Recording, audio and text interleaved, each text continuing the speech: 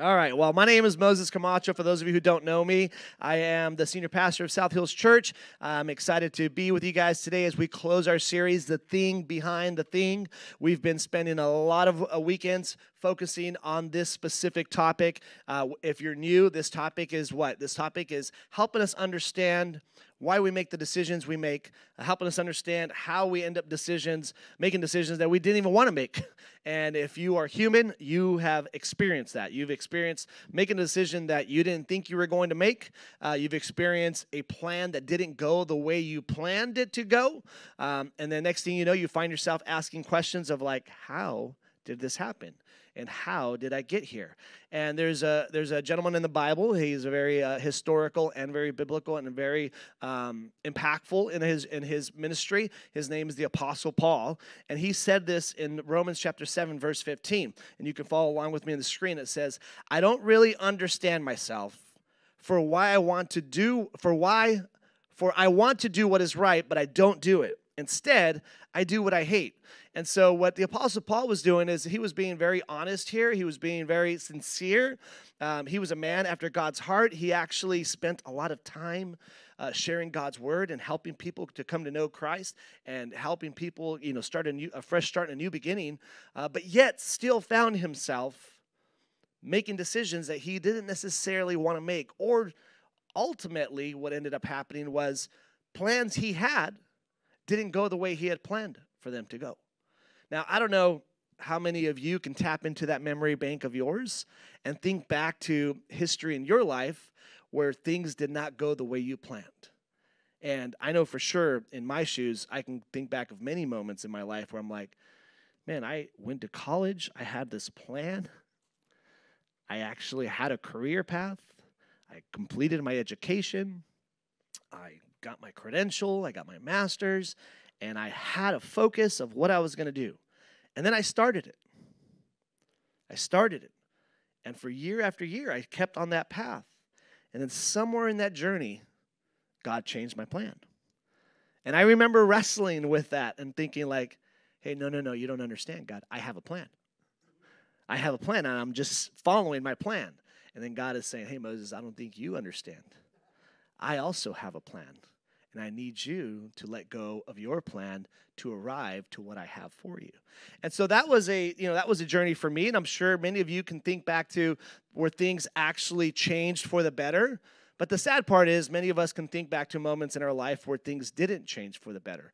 One of the things that I always ask people when they ask me to do their weddings, and I meet with a couple, and the first question that comes out of my mouth when I meet with them, I'm like, oh, man, I'm so excited that you guys decided to get married. This is awesome. You guys excited? Oh yeah, we're excited.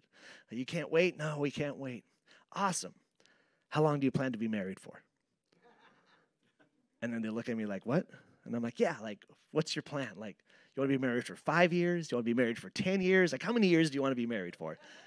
And they look at me, they're like, I'm crazy. And I'm like, why are you looking at me like if I'm the crazy one? You've seen the marital statistics. How many people entered into a marriage thinking it was forever? And then what happened? Something changed. Plans changed. May not have been their plan. It may not have been, I want to be in there for 5 years or for 10 years or 15 years or 20 years. But somehow, some way, plans change. And if you have lived any life, you probably have had some story where you had a plan that didn't go the way you expected it to. And so as we get deeper into today's message, I want you to think about those moments where ultimately plans didn't go the way that you expected them to go.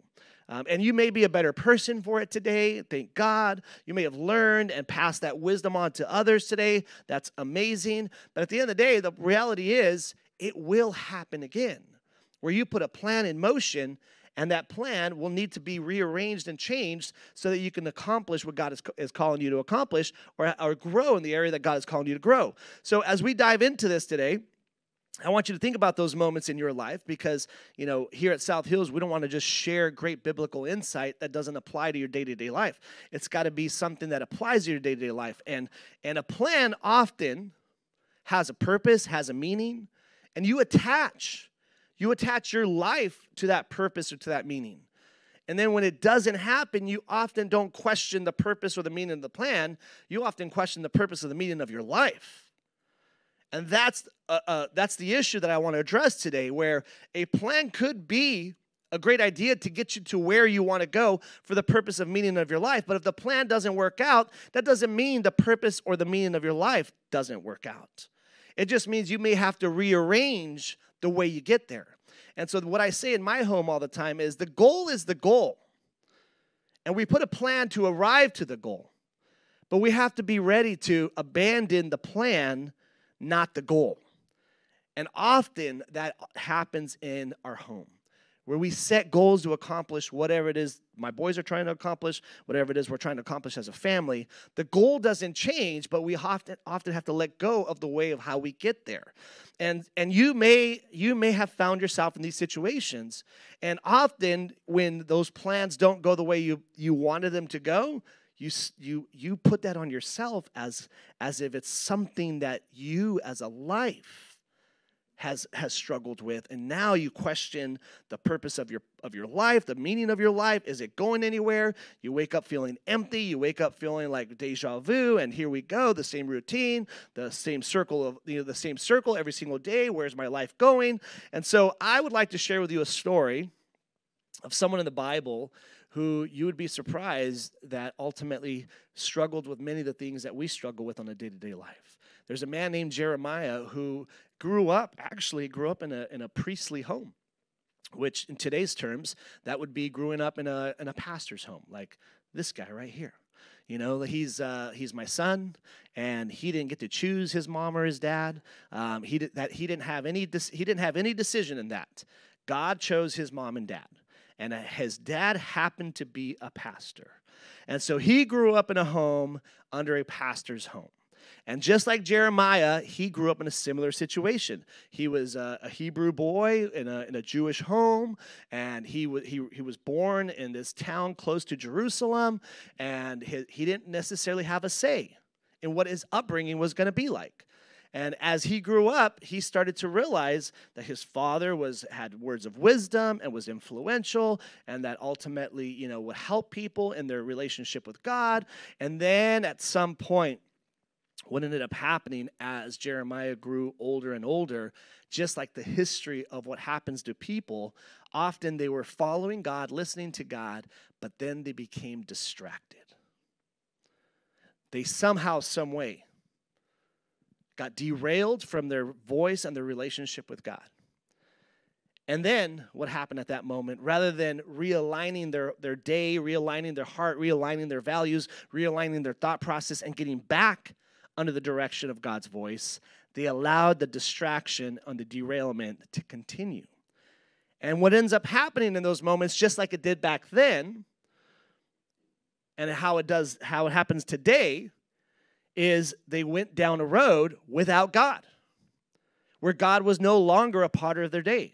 God was no longer a part of their Sunday morning. God was no longer a part of their thought process. All of a sudden, careers became their focus, relationships became their focus, finances became their focus, sports became their focus. Whatever was the distraction at that time, other things became their focus.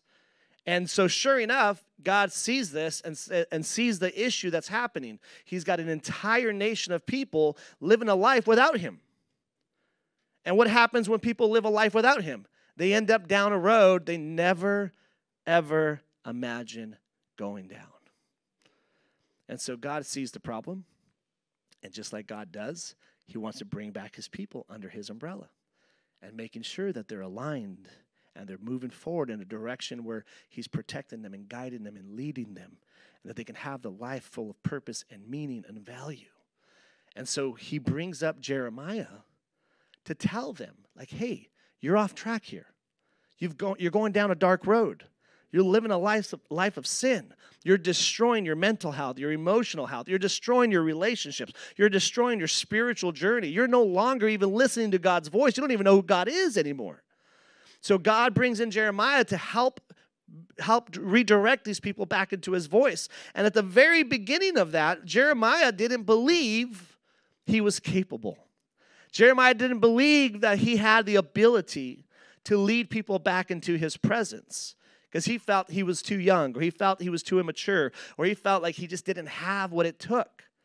Now, I don't know if you find yourself in days where you're anything like Jeremiah, where God asks you to do something, and you're thinking like, that's not me. I just don't have what it takes. I don't have the education. I don't have the wisdom. I don't have the experience. I just can't do what God is asking me to do. And that's what Jeremiah was feeling. And you'll see here in Jeremiah chapter 1, verse 4 and 5, God is trying to convince him, like, hey, Jeremiah, I've had this plan for you. Before you even brought into this world, I had this plan for you already. I already knew what I was going to use you to do. And he says in First Jeremiah chapter 4, verse 5, you can follow along with me on the screen. It says, the Lord gave me this message. I knew you before I formed you in your mother's womb. Before you were born, I set you apart, and I appointed you as a prophet to the nations. Now, this is Jeremiah hearing that he was thought of and was brought into this world before his parents even thought about him or planned him. Before his parents even met, God already had planned Jeremiah to be a part of this world. And not only that, he already had planned what his mission and his life would look like.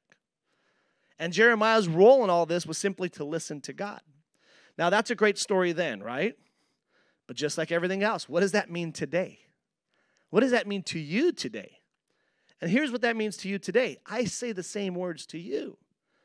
Before you came into this world, God already had you in mind. Before your parents even met, God already planned for you to be in this world during this time, during this generation. And you may question God and think like, did you really pick the right generation? I could have skipped the 2020s. Maybe the 70s would have been better. Or maybe the 50s would have been better, right? But at the end of the day, God did plan for you to come into this world. So just like my son didn't have a choice.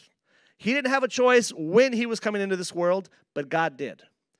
Just like my son didn't have a choice on who his mom or his dad was going to be, no matter how good looking his dad is. He didn't have a choice, right? He didn't have a choice. But God did. And so for you as well, you were chosen before your parents even chose each other. And you have a purpose and a meaning for your plan, just like Jeremiah did. So follow along this story and don't just look at this story through the eyes of this is a great story for Jeremiah. This is a great story for you in today's time, in today's world, in your day-to-day life. And so it goes on. And so sure enough, here Jeremiah hears these words. Now, someone hearing these words and given the responsibility of like redirecting an entire nation, they might be feeling a little stress. They might be feeling a little pressure. They might be feeling like, I don't know if I'm quite the guy to change an entire nation. Like this nation has been following a dark path for a long time now. Like, how am I going to change this, right?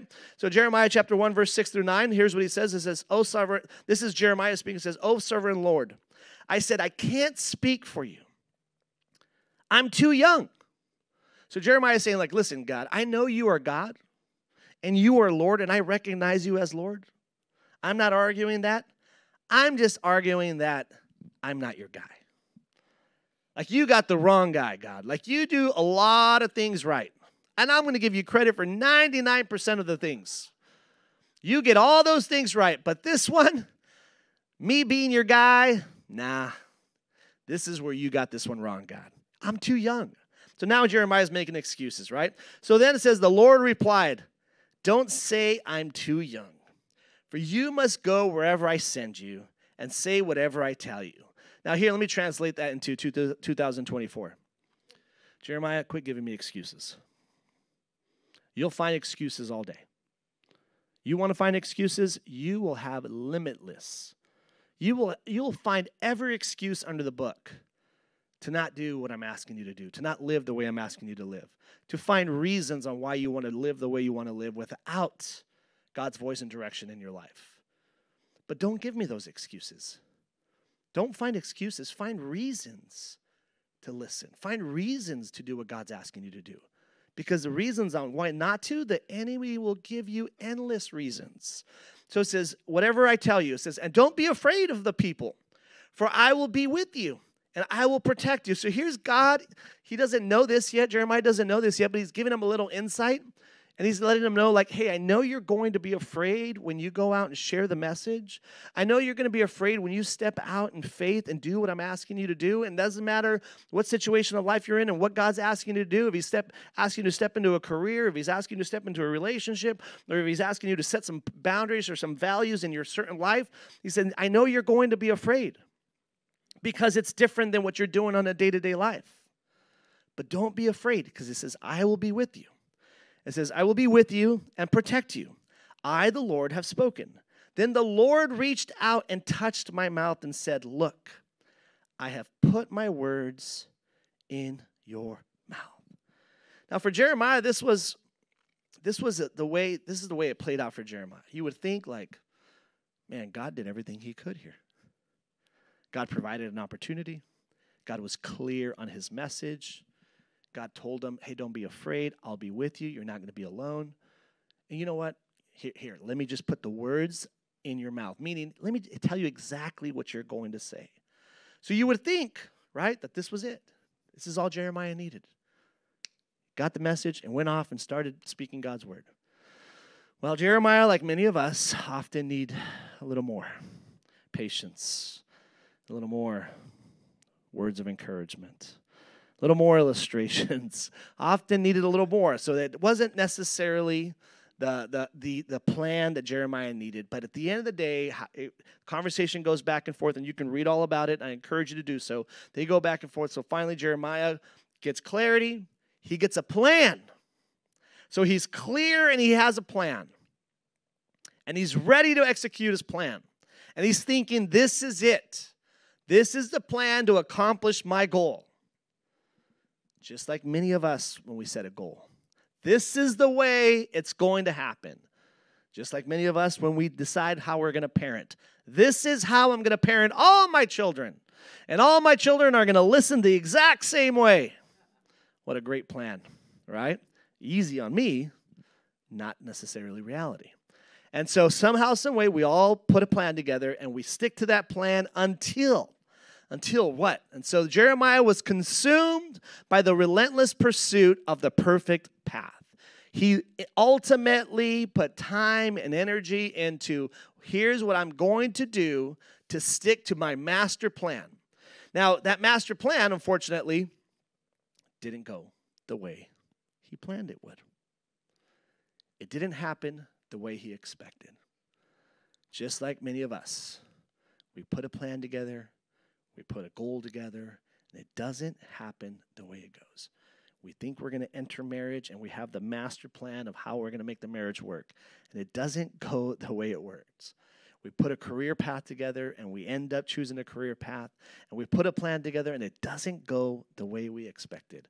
We put a budget for our finances, our savings, and our investments, and our spending, and we put a plan together, and then something happens that was unexpected. And it doesn't go the way we expected. And then one thing after another, we get disappointed and discouraged with this plan not working out. And then we don't just question the plan. The danger is we start to question ourselves.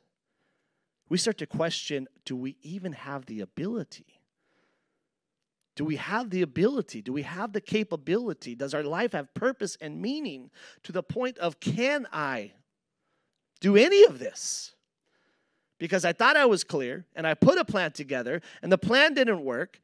So now it's like I want to question my life and my purpose and my meaning, not necessarily question the plan. So Jeremiah 13:10 says, these wicked people refuse to listen to me. So now here Jeremiah is saying, like, listen, man, like I did everything you told me to do. I followed the plan to a T. And now he's like, these wicked people refuse. They don't listen to anything I'm saying. They stubbornly follow their own desires. They worship other gods. Therefore, they will become like this loincloth, good for nothing. So here, Jeremiah is just feeling defeated. He's feeling exhausted. And then he starts to feel betrayed by God because in his head, he's thinking, I didn't even want to do this to begin with. You told me to do this. And you told me you were going to be with me. And you told me you were going to give me the words. And you told me what I needed to do. And I put a plan together and I executed. And they're not listening. And I will say, sometimes I do understand how Jeremiah feels in this moment. Not you guys. You guys are perfect. Right? You guys are perfect. But those that are not here today, you have any idea how many times I've said, hey, listen, man, I know there's a million things to do on Sunday morning, but you need to make Sunday morning a priority. And they look at me and they're like, nope. I'm like, okay. I'll go to the next person. Hey, listen, I know you have a lot of things going on Sunday morning, but listen, Sunday morning is going to change your life. You need to be here on Sunday morning. And they look at me and they're like, nope. And I'm just sitting here like, God, what am I doing wrong here? I heard your plan. I heard your message. I shared your message. Why aren't they listening? And here's Jeremiah feeling the same exact way. These wicked people, I haven't said wicked people, but I might start using those words. These wicked people refuse to listen to me. They stubbornly follow their own desires and worship other gods, which in today's time, what that means is they allow different distractions. They allow for different things to derail them from their relationship with God. They allow for other focuses to ultimately lead them and their decision making. They allow for other decisions and their priorities to become more of a priority than their heart for God and their relationship with God. So this is what he's saying here. Therefore, they become less. Says therefore they will become like a loincloth, good for nothing. It says Jeremiah 15 through 18. Now says, then I said to the Lord, you know what is happening to me. He says, please step in and help me. So now he's like begging God. He's like, God, I need your help. My plan isn't working. Now, once again, this is a great story. But what does this mean to you? Have you ever wanted something in your life so bad where you can't get it on your own, and then you go reach out to God and you say, God, I need your help. Help me here. You see what I'm trying to do. You see what I'm trying to accomplish. You see where I'm trying to go. You see who I'm trying to change. Help me. So this is how Jeremiah is feeling. It says, please step in and help me. It says, punish my persecutors. Please give me the time. Don't let me die young. It's for your sake that I am suffering. When I discovered your words, I devoured them. They are my joy and my heart's delight. For I bear your name, O Lord, God of heavens of armies. I never joined the people in their merry feast. I sat alone because your hand was on me. I was filled with indignation and when they're at their sins. Why then does my suffering continue? Why is my wound so incurable? Your help seems as uncertain as a seasonal brook, like a spring that has gone dry. Now Jeremiah is getting really honest. Now, I don't know about you, but have you ever had something in your life happen so strongly where you ultimately even started to blame God? Was there ever something in your life that you wanted so bad and didn't get it, that you started to blame God? Now, I don't know about you, but for me, yes. I remember when my wife and I wanted children and we wanted to have a family, and we were trying and year after year after year after year, we did everything possible, and none of it worked. And so I remember thinking, like, what the heck? Like, why put the desire in my heart to want to be a dad if you're not going to allow me to be a dad? Right? And I remember thinking those things. And so then after we had done everything we possibly could in a human way possible to get pregnant, we gave up. And then we got pregnant. And we thought, like, this is it. The story of how God came through when we let go and we let God, and this is the moment. And so sure enough, after like the first 6 weeks, you don't want to say anything because you're like, okay, for 9 years or 8 years, we've tried to get pregnant. It hasn't happened. And now it's happened. So we don't want to jinx it. And we don't want to, start to celebrate too early. So we're counting down the weeks to be able to tell our family, week 7, week 8, week 9, and week 10. We're like, okay, we're at week 10. Like, this is close enough. We can share with everyone now how God has come through. And so we gather our families together, and after many, many years of failed pregnancies, we finally share with them, guess what? We're pregnant. And everybody celebrates, and everybody's so excited, and everybody gathers, and everybody's cheering. Then week 11, and then week 12.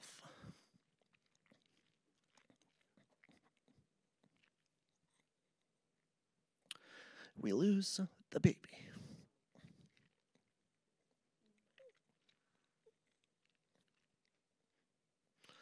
And I've never felt so helpless in my life. I've never felt so small to the point of wanting something so bad that I can do nothing about. And I remember these words because I remember thinking, why? Why would you allow us to go through this? What was the point of this? And so this is how Jeremiah is feeling in this moment. Jeremiah is feeling like, I don't understand. And he didn't, just like I didn't. And yet, what does God ask us to do in these moments that we call the scramble, right? In these moments of the scramble where our hearts are all over the place, our minds are all over the place, life is not going at all like we had thought it was going to be going. This is the time where the most vulnerable time of making decisions that you're going to regret or not want or wish you can take back happens. So in these moments is when God is like reaching out and saying, like, trust me. I hear you. I see you. I feel your pain.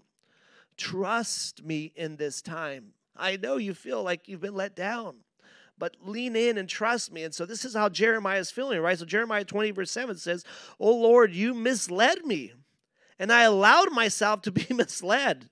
You are stronger than I am, and you overpowered me. Now I am mocked by everybody. Everyone is laughing at me." So Jeremiah is just like, I've had enough, and I can't take this anymore. I'm doing what you asked me to do, and people are laughing at me. People are mocking at me. Nobody's listening to me. Like, I'm starting to wonder, like, why am I doing all this? Now, and he goes on, chapter 20, verse 14 through 18. Now he starts to, like, curse the day he was born. He gets, like, really, really angry. Now he's at his lowest, at the bottom of, like, searching for air in his life. It says, "Yet I curse the day I was born. May no one celebrate the day of my birth." So basically, Jeremiah is so mad that he's saying, no birthdays for me. Nobody's singing me happy birthday. I don't want to celebrate this day. I don't even want to recognize this day. Like, don't bring me any gifts. Don't bring me a cake. Don't sing me happy birthday. So he is like deeply, deeply hurt. He says, "I curse the messenger who told my father, 'Good news, you have a son.'" Man, he is bringing some major curse here. And then it says, "Let him be destroyed like the cities of old that the Lord overthrew without mercy." Now he's getting really dark and really, really in a dark place. Okay, this is called the scramble. Terrify him all day long with battle shouts, because he did not kill me at birth." Now he's getting super, super dark. It says, "Oh, that I had died in my mother's womb, that her body had been my grave. Why was I ever born? My entire life has been filled with trouble, sorrow, and shame." Jeremiah has reached rock bottom. Jeremiah has reached the frustrations that ultimately only happen after exhaustion, emotionally, mentally, physically. He has reached the end. And here in this moment, as you continue to read this chapter, you can see how God speaks into his life. You can see that God hears him. You can see how God is just present with him and lets him speak and lets him talk and lets him share his hurt and his frustrations and his anger. And then he ultimately reminds him that I know you're not alone. I hear you. I see you. I feel you. And I promise you, we're going to get through this. I know it feels dark. I know it feels lonely. I know it feels frustrating. But hang in there. We'll get through this together. And so sure enough, Jeremiah turns it around. He hears God's voice and he leans in and allows God to heal him, because healing did need to happen. So he allows God to heal him and lead him through this. And two things happen for Jeremiah. Two things happen that are super purposeful and super significant here. The first thing is this: Jeremiah starts to find courage in God's call over pursuing the perfect path. Jeremiah starts to hold on to the goal that God had for him and redirects the way of how to get there. Jeremiah the message of why God brought him into this world did not change. He just found a different way and allowed God to move him a different way on how to accomplish that goal. Now, those are words that I share in my home often. As I said earlier, the value is not going to change. How we get there may change. And we often have to wrestle with raising teenagers because we set rules for teenagers because, as you know, teenagers need a lot of rules, like a lot of them. Like a lot. And they break those rules, and they find ways to break those rules all the time. And so then sure enough, like I get exhausted with implementing the rules. But as every parent needs to, they need to stick to their guns and say, hey, this is why the rule is here, because of our value, because of how you're supposed to be living life. And then it comes down to the time of like, okay, do I hold on to the rule or do I hold on to the relationship? Because I'm about ready to lose this kid. And then I have to ask myself, I'm like, is there another way to accomplish the same goal? Is there another way to accomplish it? Because I could hold on to the rule and lose the relationship, or I can modify the rule and keep the relationship and still accomplish the goal. And this is great advice for parents and great advice for life, to be honest with you, because often you yourself put so many rules in your life that were never even in the Bible, to be honest with you. You implement them yourself, and then you have a hard time letting go of your own rule. And you're the one that implemented it. And so often you have to step back and think, is there another way for me to get there? I know this is where I want to go, and I know this is the path of what I had to get there, but is there another way for me to get there? And so Jeremiah 15 through 19 through 20 says, this is how the Lord responds. If you return to me, I will restore you, so you can continue to serve me if you speak good words rather than worthless ones. You will be my spokesman. Now, this next phrase I want you to hold on to, especially if you're a parent in the room, because this is I'm literally gonna print this out and post it on my kids' rooms tonight. And it says, "You must influence them. Do not let them influence you." You must be the influencers. You go to school tomorrow morning, you influence them. Do not let them influence you. You got a nation that's living without God, you don't follow that nation. You don't let them influence you. You influence them. You got people in your life that want nothing to do with God, want nothing to do with church, want nothing to do with a rooted, want nothing to do with growth group, want nothing to do with being baptized. You don't follow that path. You be the influence. So it says, you must influence them. Do not let them influence you. They will fight against you a lot, like an attacking army. But I will make you as secure as a fortified wall of bronze. They will conquer you, for I am with you to protect and rescue you. I, the Lord, have spoken. Yes, I will certainly keep you safe from these wicked men. I will rescue you from their cruel hands. So number one, Jeremiah starts to find courage in God's call. Number two, Jeremiah reframes significance. He changes the way he sees the value of accomplishing God's goal. He lets go of his perfect little plan and allows God to use a different way to accomplish the plan. And so the words that I want you to hold on to today before we go, because I'm getting ready to close, and here's my final words for you today. When you are tempted to wait around for the best thing, remind yourself of the significance of doing the next right thing. When you are tempted to wait around for the best thing, remind yourself of the significance of doing the next right thing. It happened in Jeremiah's life. It's happened in my life, and I promise you it's going to happen in your life. You're not alone. God hears your your heart. God hears your words. God sees your frustration. God sees your pain. God sees your hurt. And you're not alone. He wants to lead you through this. He wants to walk alongside of you, and he wants to help. He still wants to help you to accomplish that goal. But often we have to abandon plan A and use plan B, C, D, E, F, G, sometimes all the way to Z. I'm going to ask you to bow your heads and close your eyes because I know God is speaking to many of you today. South Hills Church, I just want to take a moment and say thank you for watching our service online. Whether you're watching it for the first time or you're watching it again because you enjoyed the service so much from the weekend, I'd like to take a moment and dive into our giving.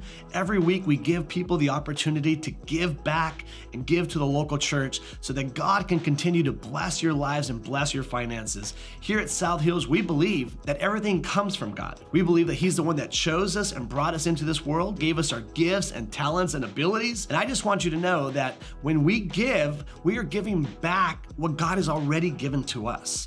If you've ever seen any of our envelopes at a South Hills campus, you'll see on there that it says, every week at South Hills, your generosity is giving people the opportunity to live a better story. And there's a scripture on there in Matthew chapter 6, verse 21 that says, where your treasure is, there your heart will be also. So I want to encourage you today to click down below and set up your giving, whether it's for the first time or whether you're doing reoccurring giving. We have 4 ways to give here at South Hills. 1, you can do it in person at any of our campuses through an envelope. Or 2, you can actually text any amount that you would like to 84321. And the 3rd way is to download our Church Center app. I encourage you to do this one because the Church Center app gives you opportunity to stay connected with our church and your campuses. It's a great tool and resource for you to know what's going on. And the 4th way to give is to give online. You can go to southhills.org/give and you can set up your giving there. Whether you're a guest of our church or whether you are a member of our church, or whether you simply just like to watch our services, I encourage you to trust God with your finances so that He